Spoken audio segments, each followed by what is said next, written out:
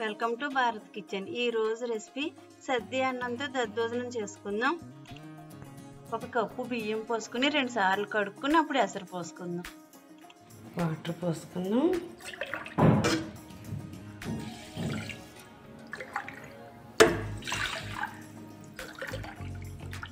మూడు అంతులు పోసుకుందాం. గ్లాస్ బియ్యానికి 3 గ్లాసుల వాటర్. మూత పెట్టుకుందాం.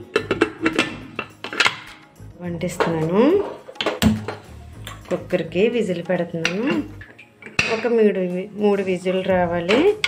స్టవ్ మీడియంలో పెట్టుకుందాం. మూత తీసి చూసుకుందాం.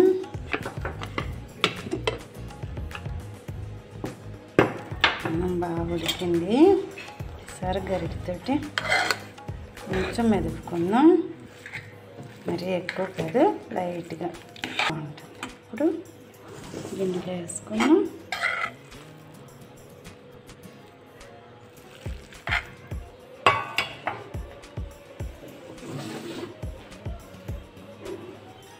కొంచెం తోడంటేసి పాలు తిరగబెట్టుకుంటే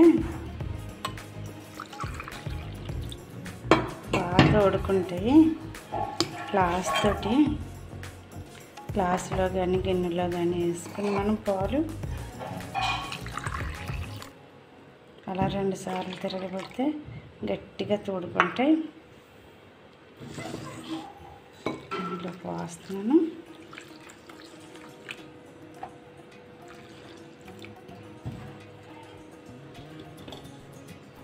రెండు ఉల్లిపాయలు చెక్కలుగా కోసాను, వేసేస్తున్నాను.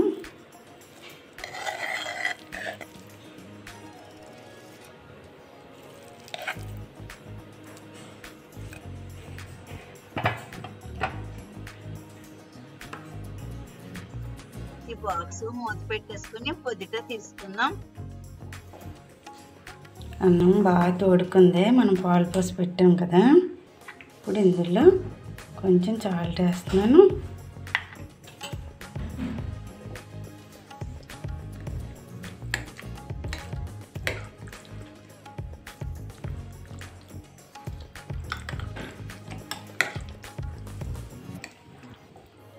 కలిపేసుకొని వేసిన ఉల్లిపాయలని ఒక ప్లేట్లోకి తీసేసుకుందాం.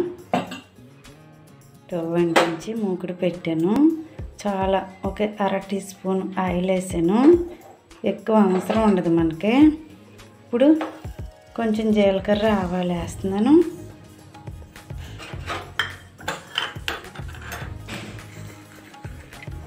అలాగే 4 జీడిపప్పులు కూడా వేసుకున్నాం. మనకి మిరియాలు అల్లం అవసరం ఉండదు. సలవ కోసం కదా సద్ది దద్దోజనం చేసుకునేది. ఉట్టి అన్నం అంటే తినరని పిల్లలు, కొంతమంది పెద్దవాళ్ళకి కూడా ఇష్టం ఉండదు. ఇలా దద్దోజనం లాగైతే బాగా ఇష్టంగా తింటారు.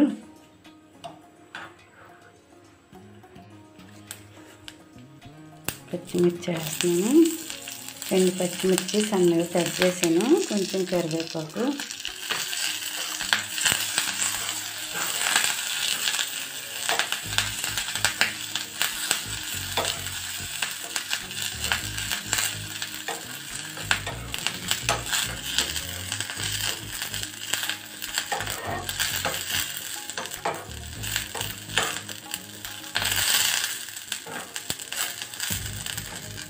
ఉప్పు వేగిపోయింది. స్టవ్ ఆపేస్తున్నాను. వేసేసుకున్నాం పప్పు. అసలు ఆయిల్ అయ్యి పట్టలేదు. బాగా 1/2 టీ స్పూన్ సరిపోతుంది. వేసుకొని కలిపేసుకున్నాం. సద్ది అన్నం దద్దోజనం రెడీ అయిపోయింది. ఇది చాలా టేస్ట్గా ఉంటుంది. పిల్లలైనా పెద్దోళ్ళైనా ఇష్టపడకపోతే సద్ది అన్నం ఇలాగ దద్దోజనంలో చేసి పెట్టండి. వేసవికాలం అన్నాళ్ళు చాలా మంచిది. ఈ ఉల్లిపాయ ముక్కలు మనం పాలల్లో వేసి తోడుపెట్టుకున్నాం కదా, తీసేసాను. ఇష్టమైన వాళ్ళు ఇలా తినొచ్చు, లేదంటే అలా అన్నం తిన్నా సరిపోతుంది. ఆ ఫ్లేవర్ అంతా అన్నంలోకి వచ్చేస్తుంది. చాలా టేస్ట్గా ఉంటుంది అలా తిన్నని. పాలు తోడుపెట్టుకునేటప్పుడు ఎక్కువ పాలు పోసి తోడెట్టుకుంటే ఇలా స్పూన్కి వచ్చేలా ఉంటుంది. చిక్కని పాలు కంటే కొంచెం పలసని పాలు అయితే చాలా టేస్ట్గా ఉంటుంది. మీరు ఒకసారి ట్రై చేయండి. ఈ వీడియో మీకు నచ్చినట్లయితే లైక్ చేయండి, షేర్ చేయండి, సబ్స్క్రైబ్ చేసి బెల్ ఐకాన్ క్లిక్ చేయండి.